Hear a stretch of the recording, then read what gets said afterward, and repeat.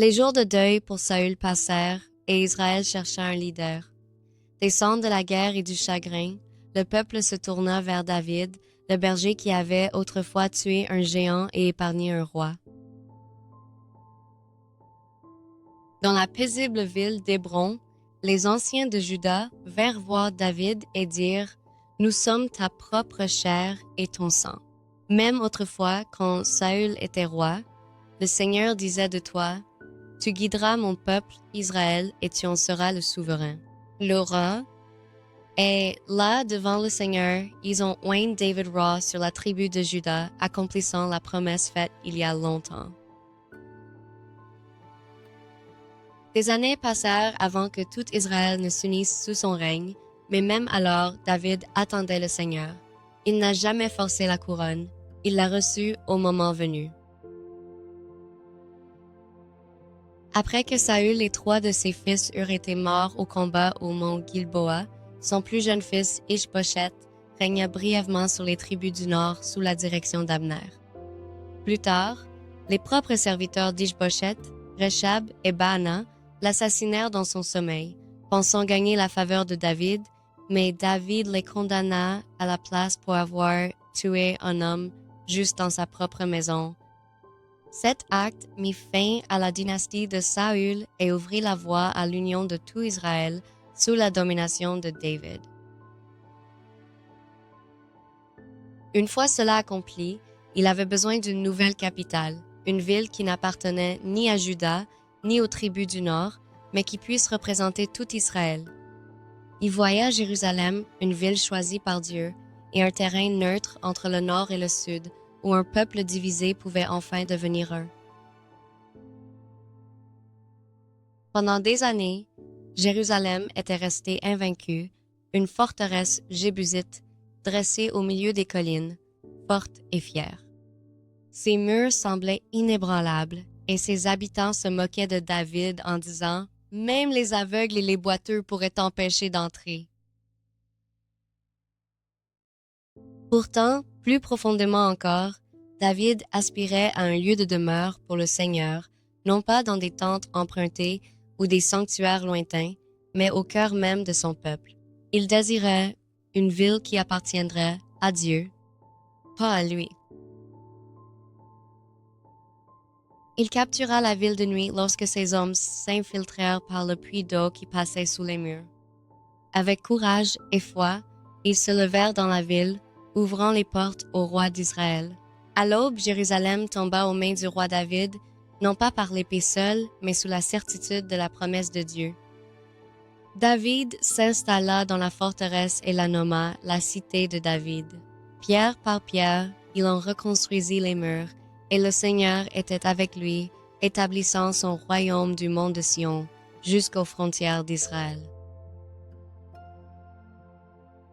Il aspirait à construire un temple, un lieu permanent pour la présence de Dieu, mais la parole du Seigneur est venue par le prophète Nathan.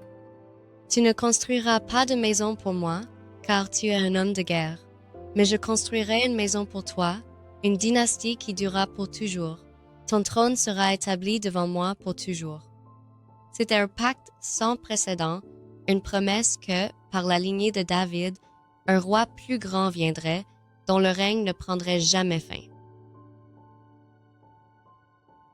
Pour honorer le Seigneur, David chercha à apporter l'Arche d'Alliance à Jérusalem. La ville se rassembla pour célébrer, les musiciens jouèrent et David lui-même dansa devant le Seigneur de toutes ses forces. Sa joie était pure et sans retenue, le culte d'un roi qui savait que toute gloire appartenait à Dieu. Lorsque l'arche entra dans la ville, David bénit le peuple et offrit des sacrifices de remerciement. Il distribuait pain, viande et vin à chaque foyer. Ce fut un jour d'unité et de joie. La présence de Dieu resterait parmi son peuple. Mais tous ne partageaient pas sa joie. Michal, la fille de Saül et épouse de David, regardait par une fenêtre et le méprisait pour sa danse. Sa fierté ne comprenait pas son humilité. Pourtant, David a dit « Je célébrerai devant le Seigneur et je deviendrai encore plus indigne que cela. » David savait que la royauté signifiait d'abord le culte, puis le pouvoir et l'orgueil ensuite. Sous David, Israël prospéra. Les frontières s'étendirent, les ennemis furent maîtrisés et la paix commença à s'installer sur la terre. David régnait avec justice et miséricorde et fit preuve de bonté envers la maison de Saül, cherchant Méphibosheth, le fils infirme de Jonathan. Lorsque le jeune homme fut amené devant lui en tremblant, David dit, « N'ayez pas peur, je te montrerai de la gentillesse pour ton père Jonathan. Tu mangeras toujours à ma table. » Le prince boiteux dînait aux côtés du roi, un portrait vivant de grâce et de miséricorde offert à celui qui ne pourrait jamais les rendre. Le règne de David s'est renforcé, et le Seigneur lui a donné la victoire partout où il aille. Il a soumis les ennemis d'Israël de tous côtés, les Philistins, les Moabites et les Syriens, et la justice et la paix se sont répandues dans tout le pays. Depuis Jérusalem, David régna avec sagesse et miséricorde, et Israël prospéra sous la main de Dieu. À Jérusalem, la maison de David avait grandi en grand. Il avait des épouses, des fils et des filles, la plénitude de la vie d'un roi. Pourtant, au milieu de l'abondance, même les plus grands des hommes ne sont pas à l'abri de la tentation. Un soir de printemps, lorsque les rois partent à la guerre, David resta à Jérusalem. Depuis son toit, il vit Bethsabée, l'épouse d'Uria, se baigner. David observa en silence, son regard s'attardant plus longtemps qu'il ne le devrait. Puis il se tourna vers un serviteur à proximité et demanda doucement « Qui est cette femme ?» L'homme répondit prudemment « Mon Seigneur, elle est Bethsabée, la fille d'Élie, l'épouse d'Uri le Hittite, l'un de vos puissants hommes. » Mais l'avertissement dans ces mots ne fut pas écouté, et le désir fit taire la sagesse. David se détourna du serviteur sans un mot de plus. La nuit était calme, pourtant en lui la tempête avait commencé, et il envoya des messagers chercher Bethsabée, l'épouse d'Uri. Elle arriva au palais, ignorant le piège posé devant elle. Les torches vacillèrent lorsqu'elle entra dans la chambre du roi, l'air lourd de silence. Le désir l'emporta sur le devoir, et David prit ce qui ne lui appartenait pas. Les jours passèrent, puis la nouvelle vint de Bethsabée, « Je suis enceinte ». L'écho de ces mots frappa David comme une flèche. Ce qui avait été caché dans l'ombre exigeait désormais un jugement à la lumière. Lorsque Bethsabée a conçu, David a cherché à cacher son péché. Il rappela son mari de la bataille, espérant que le secret resterait caché. Mais Uria, loyal et juste, refusa de rentrer chez lui tandis que ses camarades dormaient dans les champs ouverts. David tenta même de le saouler de vin, mais Uria resta fidèle à ses camarades encore sur le champ de bataille. Le désespoir poussa David à adopter un plan plus sombre. Il envoya un message à Joab, son commandant en chef. « Place Uria au front, où les combats sont les plus féroces, puis retire-toi de lui. » Comme David l'avait prévu, Uria fut tué lors de la bataille, et il semblait que le secret du roi était en sécurité, mais il avait oublié que les yeux du Seigneur voient tout. Par le prophète Nathan, Dieu a confronté David. Nathan lui raconta une histoire à propos d'un homme riche qui possédait d'immenses troupeaux, mais au lieu de tuer l'un des siens pour se nourrir, il vola et tua l'unique agneau de compagnie d'un pauvre. Nathan a demandé à David ce qu'il fallait faire de l'homme riche. La colère de David s'éclate. L'homme qui a fait cela mérite de mourir. Puis Nathan lui dit, « David, toi, tu es l'homme. » Le poids de la culpabilité écrasa David. Il tomba à genoux et avoua, « J'ai péché contre le Seigneur. » Le jugement de Dieu fut vif et sûr. L'épée ne quitterait jamais la maison de David. Son péché se révélerait dans sa propre famille et l'enfant né de Bethsabée mourrait. Un rappel solennel que même un roi n'est pas au-delà de la justice de Dieu. L'enfant né de Bethsabée mourut, mais même dans le jugement, il y eut miséricorde. Le repentir de David fut profond et sincère. Il a ouvert son cœur devant Dieu, et de sa douleur sont sorties des paroles de foi et de pardon, des psaumes qui résonneraient à travers les âges, donnant voix à chaque âme qui cherche la miséricorde. Nous voyons cela écrit dans le psaume 50 et 1 verset 10. Aie pitié de moi, ô Dieu, selon ton amour infaillible. Crée en moi un cœur pur, ô Dieu, et renouvelez un esprit juste en moi. Pardonné mais marqué, David apprit que le péché laisse toujours une ombre même lorsque la miséricorde brille. Les conséquences du péché de David ont atteint sa famille. Autrefois, symbole de la bénédiction de Dieu, il fut déchiré par le péché et la tristesse. Amnon, l'aîné de David, convoitait sa demi-sœur Tamar et la trompa, s'imposant à elle. Cet acte brisa l'innocence de Tamar et détruisit la maison du roi. David était furieux, mais ne punit pas Amnon, et dans ce silence, l'amertume s'installa. 2 ans plus tard, Absalom, le frère de sang de Tamar, la vengea en faisant tuer Amnon lors d'un festin. Puis Absalom s'enfuit de Jérusalem, éloigné de son père et endurci par le ressentiment. Après la mort d'Amnon, Absalom s'enfuit à Gézur, où il resta en exil pendant 3 ans. Bien que David désirât son fils, il ne pouvait se résoudre à le voir. Enfin, grâce à la supplication de Joab, Absalom fut autorisé à retourner à Jérusalem. Mais il fallut encore 2 ans avant qu'il ne revoie son père.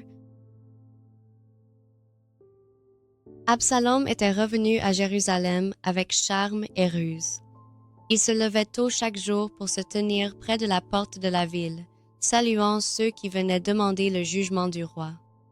Avec des mots doux et des sourires gracieux, il gagna leur faveur en disant « Si seulement j'étais juge dans ce pays ». Avec le temps, il a volé le cœur du peuple d'Israël, détournant leur loyauté de son père vers lui-même. Absalom, beau et charismatique, conquit le cœur de beaucoup par son charme et sa grâce, mais l'admiration s'est transformée en trahison et l'amour du peuple est devenu la graine de la rébellion. Avec 400 hommes à ses côtés, il se rendit à Hébron sous prétexte d'adoration, mais il se proclame roi. Des trompettes retentirent à travers le pays, et les cœurs qu'il avait volés se dressèrent maintenant contre son père David. Lorsque la nouvelle parvint à David, le visage du roi pâlit. Il ne combattait pas dans la ville sainte de peur que Jérusalem ne soit détruite par l'épée. Rassemblant sa maison et le peuple qui lui restait fidèle, il dit « Levez-vous et fuyons, car il n'y aura aucune échappatoire à Absalom. » Pieds nus et en pleurs, David traversa la vallée du Kidron, la tête couverte de chagrin alors qu'il gravissait les pentes du mont des Oliviers. Lorsque les prêtres arrivèrent portant l'arche, David dit doucement « Rendez-la à la ville. Si je trouve la faveur aux yeux du Seigneur, il me ramènera à la vie. » Les gens le suivirent en silence, leurs larmes se mêlant à la poussière de la route. Derrière eux, Jérusalem, la ville de David, lourde de chagrin, tandis que l'écho de la rébellion flottait dans ses rues vides. De l'autre côté du Jourdain, David attendait dans une tristesse silencieuse, le cœur lourd mais abandonné. Il priait pour que la volonté de Dieu soit accomplie, qu'elle apporte restauration ou ruine. Enfin, les 2 armées se rencontrèrent dans la forêt d'Éphraïm, père contre fils, Israël contre Israël. Les hommes de David le supplièrent de rester derrière, et il leur ordonna d'une voix tremblante « Faites un accord délicat pour moi avec le jeune homme Absalom. » La bataille faisait rage férocement sous les arbres. Là, au milieu de l'enchevêtrement de branches, le destin d'Absalom était scellé. Alors qu'il fuyait sur sa mule, ses longs cheveux s'accrochèrent aux branches d'un grand chêne, le laissant suspendu entre le ciel et la terre, sa fierté étant désormais sa chute. Joab, ne voulant pas attendre, le transperça avec 3 lances, et la rébellion mourut avec lui. Lorsque la nouvelle parvint à David, la victoire devint chagrin. Il se retira dans la chambre au-dessus de la porte et pleura à voix haute. « Ô mon fils Absalom, mon fils Absalom, si seulement Dieu m'avait placé. » Le son de son deuil fit taire les cris de triomphe. Ce jour-là, Israël apprit de nouveau que l'orgueil apporte du chagrin et que le péché ne laisse aucune maison intacte, pas même celle du roi. Après la mort d'Absalom, David fut ramené à Jérusalem en paix. Les tribus d'Israël vinrent à lui avec des cœurs partagés, mais le roi choisit la réconciliation plutôt que la vengeance. Il a restauré son trône non pas par la force, mais par le pardon, épargnant même Shimei, qu'il avait maudit sur la route de l'exil. Pourtant, la victoire était douce amère. Le royaume, autrefois uni, portait désormais les cicatrices de la guerre civile, et David retrouva un trône plus humble et marqué par le chagrin. Peu de temps après son retour, un homme nommé Saba, fils de Bichri, mena une nouvelle révolte en criant « Nous n'avons pas de part dans David ». Une fois de plus, l'unité fragile d'Israël trembla. Les commandants de David poursuivirent Saba jusqu'à la ville d'Abel, dans le nord, où le peuple lui-même mit fin à la rébellion, rétablissant la paix. Un peu plus tard, une grave famine frappa la région pendant 3 ans. David chercha le Seigneur et apprit qu'il était venu de la cruauté non étoïque de Saül envers les Gibéonites. Sous le règne de Saül, il avait rompu l'ancienne alliance d'Israël avec eux et versé du sang innocent. Pour faire expiation, les Gibéonites demandèrent que 7 descendants mâles de Saül leur soient donnés pour la justice. David accepta, mais les corps des hommes étaient laissés sur la colline sous le ciel ouvert. C'est à ce moment-là que l'amour d'une femme transformait le jugement en miséricorde. Rispa, mère de 2 des morts, étendit un sac de tissu sur le rocher et monta la garde jusqu'à la pluie, sa veille une prière silencieuse depuis la poussière. Et lorsque David apprit sa fidélité, il rassembla les os de Saül, Jonathan et des autres, les enterrant avec honneur. Alors le Seigneur entendit les prières de son peuple, la famine prit fin et la terre fut restaurée. Du deuil est née la miséricorde et de la justice naîtront la paix et la guérison. Dans ces dernières années, David ordonna un recensement d'Israël, un acte d'orgueil qui déplaisait au Seigneur. Une peste dévastatrice balaya la terre, et dans l'angoisse, David se repentit en pleurant. « Que ta main soit contre moi et la maison de mon père. » La peste cessa et sur la batte d'Arauna, David fit construire un autel, l'endroit même où se dresserait un jour le temple de Salomon. Des années auparavant, lorsque David voulait construire une maison pour le Seigneur, Dieu parla par l'intermédiaire du prophète, disant qu'il ne pouvait pas la construire, car il avait été un homme de guerre et de sang. Mais le Seigneur promit que son fils Salomon, homme de paix, ferait l'œuvre et établirait son nom à Jérusalem. David ne se détourna pas de déception, mais consacra ses dernières années à rassembler en abondance de l'or, de l'argent, du cèdre et de la pierre, préparant tout pour la maison de Dieu que son fils construirait un jour. Dans sa vieillesse, David s'affaiblit et les jours de son règne touchèrent à leur fin. Parmi ses fils naquirent ambition et rivalité, chacun imaginant que le trône serait bientôt le sien. Adonijah, fier et beau, s'exalta et rassembla chars et hommes pour le proclamer roi. Mais alors qu'il complotait en secret, le prophète Nathan et Bethsabée se présentèrent devant David pour lui rappeler la promesse de Dieu. Puis David ordonna que Salomon et non Adonijah soient oints. Ainsi, David déclara devant le peuple que Salomon, son fils, devait régner après lui, celui choisi par le Seigneur pour siéger sur son trône. Ainsi, tant que David était encore en vie, Nathan le prophète et Zadok le prêtre ont oint Salomon roi à Gihon. Le son des trompettes et des joies emplissait les vallées autour de Jérusalem, et David, l'entendant depuis sa chambre, rendit grâce à Dieu que ses yeux aient vu la promesse accomplie. À l'approche de sa dernière heure, David appela son fils Salomon et lui dit « Sois fort et montre-toi un homme. Marchez dans les voies du Seigneur votre Dieu, afin que tu puisses prospérer dans tout ce que tu fais. » Alors qu'il mourait, David se souvenait de l'alliance que Dieu avait conclue avec lui, une promesse d'un trône éternel. Bien que David mourrait, sa lignée perdurerait, et à travers elle viendrait le véritable roi, supérieur à lui, qui gouvernerait non seulement Israël, mais toutes les nations.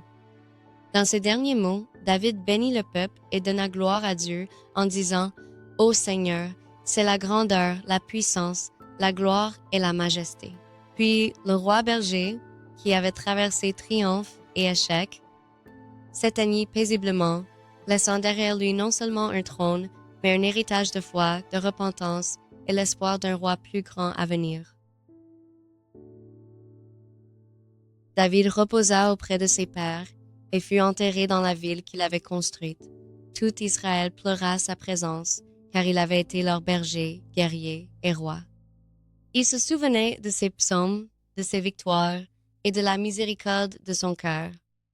Ces psaumes devinrent les prières de génération.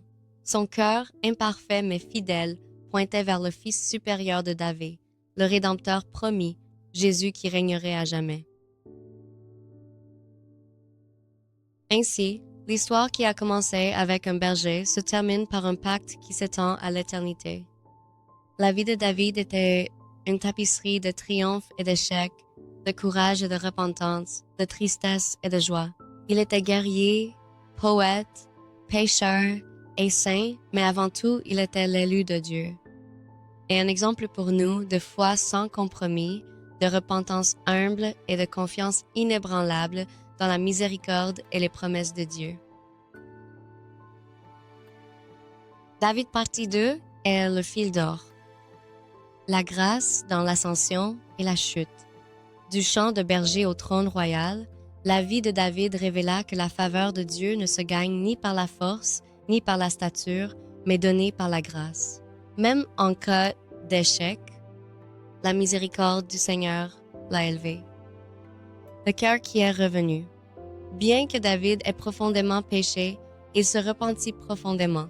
Ses psaumes devinrent le langage de chaque âme tombée et aspirant à ressusciter, preuve que Dieu restaure le cœur contrit. Un royaume fondé sur la promesse.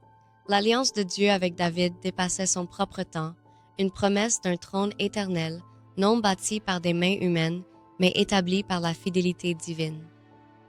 De l'ombre à la lumière. Par le triomphe, la tragédie et les larmes, l'histoire de David désigne un roi plus grand, un qui supporterait la douleur sans péché, gouvernerait avec justice et apporterait la paix qu'aucune épée ne pourrait gagner. Le roi berger éternel. Le fil d'or continue en Jésus, le fils de David, le véritable roi berger dont la miséricorde ne faiblit jamais, dont le trône perdure à jamais et dont le royaume n'aura pas de fin.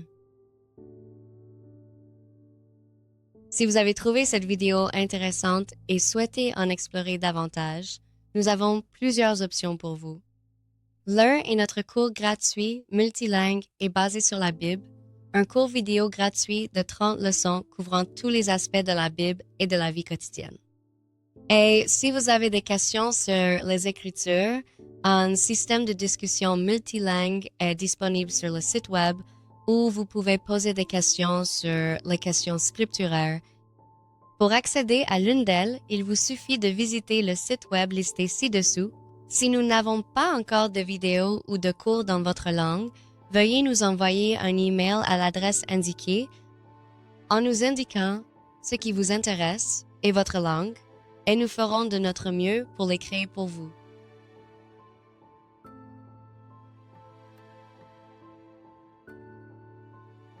Que Dieu vous bénisse sur votre chemin vers son royaume.